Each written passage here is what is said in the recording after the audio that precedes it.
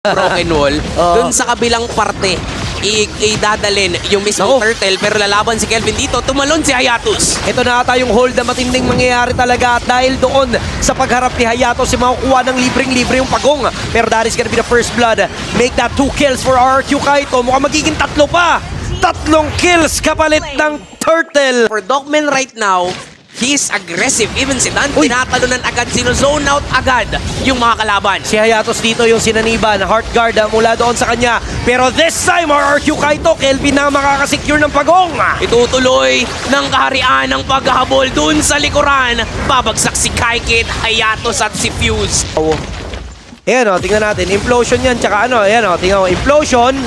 Wala pa. Wala pa rin, grabe control. Sa imo na, yan na, spam na. Spam ult na yan.